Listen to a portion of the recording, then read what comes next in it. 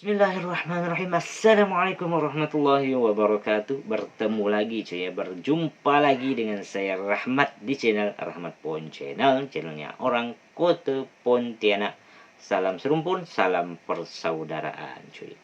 Jadi apa kabar nih teman-teman semuanya? Semoga kabarnya sehat ya kan, semoga bahagia selalu ya. Bagaimana liburannya kemarin ya?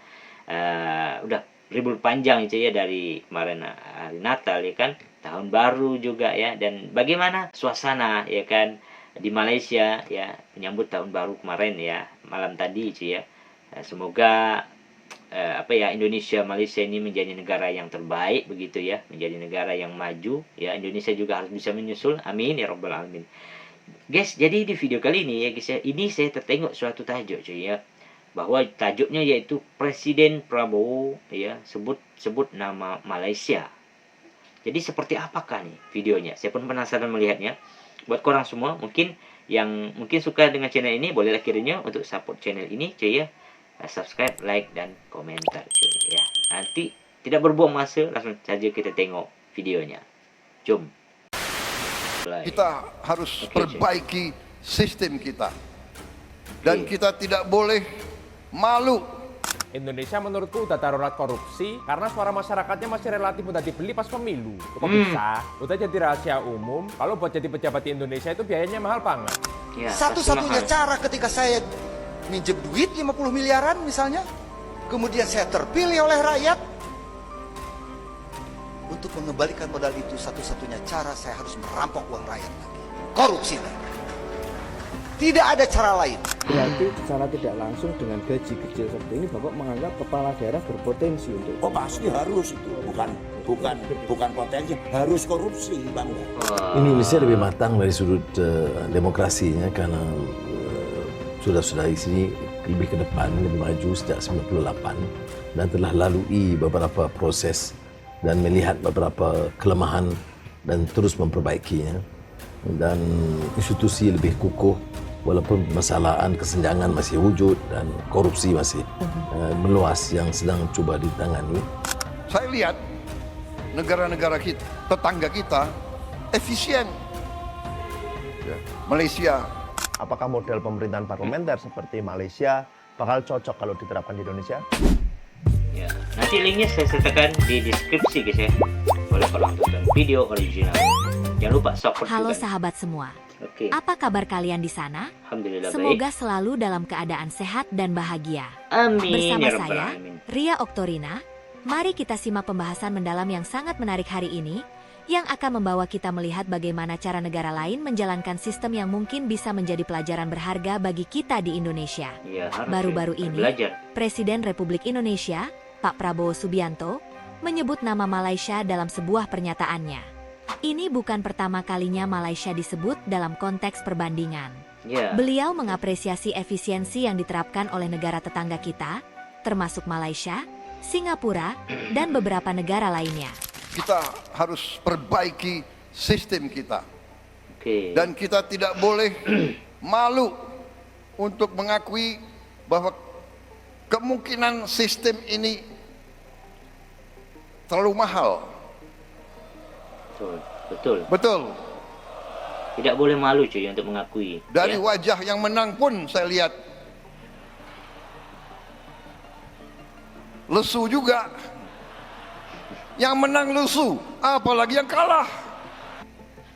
Ya kan? Saya lihat negara-negara kita, tetangga kita efisien. Ya. Malaysia cuy ya. Singapura, India. Sekali milih anggota DPRD, sekali milih, ya sudah. DPRD itulah yang milih gubernur, milih bupati. Contoh saya saking inginnya Betul cuy ya. jadi bupati, saya Mungkin seperti itu cuy ya, sistem yang ada di Malaysia cuy.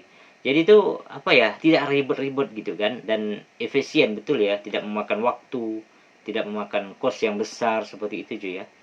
Wah, mungkin teman-teman semuanya boleh menambahkan guys ya, boleh di kolom komentar cuy. Oke, kita lanjut ya. pinjam duit ke seseorang. Pinjam duit untuk money politik 50 miliar misalnya. Karena kagok amat dibeli ku saya per suara 100.000 rupiah. Ya, ini penyakitnya, 50 ini miliar. penyakitnya. Apakah akan balik modal itu selama 5 tahun? Saya jamin tidak. Kalau hanya mengandalkan gaji dan tunjangannya. Tidak akan kembali. Satu-satunya cara ketika saya minjem duit 50 miliaran misalnya, kemudian saya terpilih oleh rakyat, untuk mengembalikan modal itu satu-satunya cara saya harus merampok uang rakyat lagi. Korupsi lagi. Tidak ada cara lain. Saya tidak menemukan teori apapun untuk mengembalikan modal politik yang saya sebut tadi, kalau hanya mengandalkan gaji dan tunjangan. Indonesia menurutku Padahal cuy, ya, dari tunjangan, dari gaji saja ya, anggota dewan ini, ya, anggota DPRD, DPR RI segala macam, itu udah lumayan besar cuy ya, gajinya, belum tunjakannya lagi. Ya, tetapi masih banyak cuy ya yang melakukan korupsi. Ini yang aduh, gimana ya cuy?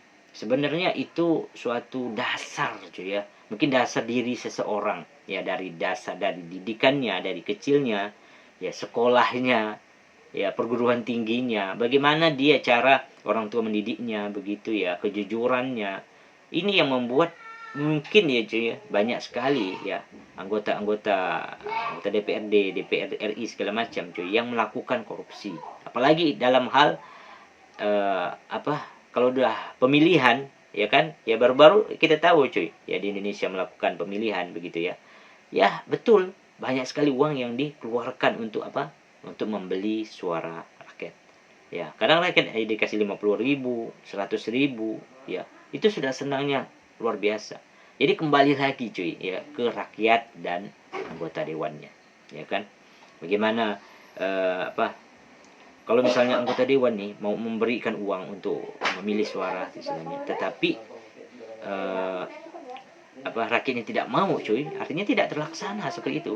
Ya, jadi saya mendengar suatu seorang ustadz atau ya yang mengatakan bahwa kalau sudah ada diberikan ya sogokan itu cuy, jangan diambil dan jangan pilih dia, karena ya bisa jadi cuy kalau dia sudah jadi pejabat ya cuy, dia akan korupsi. Kenapa? Karena untuk mengembalikan uang yang selama dia kampanye itu banyak mengeluarkan uang, itu dia akan kembalikan dengan cara korupsi. Itu yang luar biasa cuy ya. Itu sebenarnya mental ataupun memang mental yang harus dibetulkan cuy ya. Bagaimana menjadi pemimpin yang bisa jujur, ini yang terpenting cuy. Ya Allah, bagaimana Indonesia ini bisa maju, ya, bisa mengejar istilah ketertinggalan dari Malaysia kalau koruptornya makin merajalela. Karena juga hukumnya cuy, Indonesia ini hukumnya yang tidak terlalu kuat cuy untuk memberikan efek jerak kepada koruptor. Ini yang harus ditingkatkan lagi cuy ya. Ya Allah, kita lanjut ya. darurat korupsi karena suara masyarakatnya masih relatif mudah dibeli pas pemilu. Kok bisa? Udah jadi rahasia umum. Kalau buat jadi pejabat di Indonesia itu biayanya mahal banget. Misal untuk sekelas bupati aja, menurut KPK dan Mendagri dibutuhkan modal sekitar 30 miliar. Dan juga ada riset yang bilang kalau alokasi terbesarnya malah buat beli suara masyarakat. Padahal gaji pejabat itu nggak seberapa ya. Jadinya nggak heran kalau tingkat korupsi di Indonesia saat ini udah kelewatan. Dari penerima penghargaan anti korupsi bergengsi malah terjerat kasus korupsi, sampai ketua KPK-nya sendiri malah jadi tersangka pemerasan terhadap tersangka korupsi. Pas lagi bencana COVID aja, bantuan sosial buat wong cilik pun juga dikorupsi. Bahkan saking parahnya, ada wakil menteri urusan hukum yang juga profesor dalam bidang hukum dari salah satu universitas terbaik di Indonesia, ujungnya jadi tersangka korupsi juga. Meskipun kata BEM UGM, Pak Jokowi sebagai alumni UGM masih lebih memalukan sih. Selain itu ada juga gubernur yang di saat provinsinya masih miskin dan tertinggal, tapi uangnya malah dipakai cuti sampai 500 miliar lebih di negara lain. Bahkan baru-baru ini ada mantan tersangka korupsi yang malah dimakamkan di Taman Makam Pahlawan. Gak heran, dulu ada bupati yang sampai ngomong kayak gini. Kalau tadinya saya tahu gajinya segini jadi bupati, saya nggak nyalon. Ngertinya saya antara 200 juta, 150 juta. Berarti secara tidak langsung dengan gaji kecil seperti ini Bapak menganggap kepala daerah berpotensi untuk... Oh pasti harus itu, bukan potensi, harus korupsi, bangga. Fenomena politik yang terjadi Astagfirullah. Sebenarnya cuy, apapun pekerjaan kita sebenarnya jangan jadikan korupsi ini suatu alasan ya. Itu menurut saya cuy. Bagaimana menurut korang semua? Ya, komen saja di kolom komentar cuy. Ya kan? Apa betul yang saya cakap nih ya? Bahwa apapun pekerjaan kita, kalau kita setuju dengan gaji itu ya, gajinya kecil misalnya, ya pekerjaannya misalnya begini begitu ya. Ya kalau kita memang ingin kerjaan itu kita kerjakan. Kalau tidak, keluar cari kerjaan lain seperti itu ya. Jadi dasarnya dari kita, ya. Jangan jadikan alasan gaji kecil segala macam untuk menjadi potensi untuk korupsi. Korupsi itu apa? Mencuri. Apalagi mencuri uang rakyat, cuy. Bayangkan, mencuri uang rakyat. Ya, rakyat ya tidak tahu. Apalagi sekarang pajak naik ya di Indonesia. Nah, lalu korupsi lagi, ya Allah. Astagfirullahaladzim. Ya. Ini yang membuat Indonesia ini payah sekali untuk maju. Karena sistem di dalamnya itu cuy ya, ini korupsi ya, turun lagi korupsi lagi, bawah lagi korupsi lagi ya, terus seperti itu. Jadi ya gimana cuy ya, itu aduh apa ya, itu saya bilang kembali ke dasar kita lagi, pendidikan dasar kita lagi cuy ya. Bagaimana ditanamkan kejujuran, bagaimana ditanamkan takut kepada Allah Subhanahu wa taala untuk mencuri, untuk mengkorupsi ya. Itu yang membuat apa ya, orang itu bisa takut untuk melakukan hal yang negatif, walaupun yang dilarang oleh agama. Ya, karena apa? Karena dengan adanya apa ya, takut kepada Allah tadi. Ya, bukan karena dia apa tidak ketahuan manusia begitu ya cuy ya. Bagaimana pendapat korang? Boleh komen di kolom komentar cuy. Astagfirullah. Di Malaysia adalah peristiwa yang cukup jarang terjadi. Hal ini terjadi ketika hasil pemilu menunjukkan bahwa tidak ada partai atau koalisi partai politik yang berhasil memenangkan mayoritas suara atau menguasai setengah lebih kursi di parlemen. Dalam istilah ilmu politik, kondisi ini disebut juga sebagai hang parlemen atau parlemen menggantung. Dalam sistem pemerintahan parlementer, khususnya di negara-negara yang mengadopsi sistem parlemen Inggris Raya, ketiadaan partai politik atau koalisi partai sebagai pemenang yang mampu menguasai jumlah kursi mayoritas di parlemen membuat pemerintahan baru sulit dibentuk karena biasanya pimpinan partai dengan jumlah kursi mayoritas otomatis akan menjadi Perdana Menteri beserta menteri-menterinya. Selain itu, jika pemerintahan dibentuk tanpa memegang kontrol mayoritas dalam parlemen, kebijakannya akan rentan digagalkan oleh blok politik oposisi yang mempunyai jumlah kursi relatif seimbang. Nah, pilihan raya umum ke-15 di Malaysia jadi contoh terbaru yang sempurna dari parlemen menggantung. Hasil pilihan raya menunjukkan bahwa tidak ada satupun koalisi yang berhasil mencapai mayoritas kursi di parlemen Malaysia, yaitu 112 suara alias parlemen menggantung. Lantas bagaimana cara menentukan pemerintahan baru jika terjadi peristiwa seperti ini? Konstitusi di setiap negara dengan sistem parlementer biasanya mengatur hal ini secara rinci. Langkah sederhana yang bisa ditempuh sebenarnya adalah dengan melakukan lobby-lobby politik untuk mengajak partai di luar koalisi agar mau bergabung dan membentuk pemerintahan bersama. Namun bagaimana jika usaha lobby kiri kanan tidak berhasil seperti dalam kasus Malaysia ini? Dalam konstitusi Malaysia, di titik itulah raja atau yang di-Pertuan Agong sebagai kepala negara berhak mengadakan pertemuan bersama raja-raja negeri untuk menentukan siapa yang akan menjadi Perdana Menteri atau kepala pemerintahan Malaysia. Hasilnya yang di-Pertuan Agong Malaysia memutuskan bahwa Anwar Ibrahim akan menjadi PM Malaysia ke-10. By the way, Anwar harus menunggu 24 tahun dalam karirnya loh untuk menjadi PM Malaysia. Jika sudah direstui raja, apakah Anwar otomatis memiliki kekuasaan mutlak di parlemen?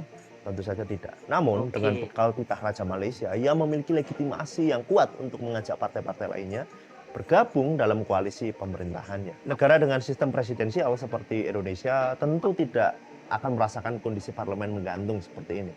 Negara dengan sistem presidensial cenderung memberikan ruang kekuasaan yang lebih besar kepada presiden daripada parlemen. Jadi, presiden yang memenangkan pilpres nggak harus selalu dapat backup oleh mayoritas partai di DPR. Sekalipun secara politik hal itu sangat penting untuk mengamankan agenda kebijakan melalui pembuatan UU. Jadi kalau menurut teman-teman, apakah model pemerintahan parlementer seperti Malaysia bakal cocok kalau diterapkan di Indonesia? Indonesia lebih matang dari sudut Ya, ini yang membuat perbedaan yang sangat jauh cuy ya, antara Malaysia dan Indonesia ya. Yang mana di Malaysia itu pemimpin tertinggi cuy ya adalah raja. Ya, raja yang berkuasa ya istilahnya.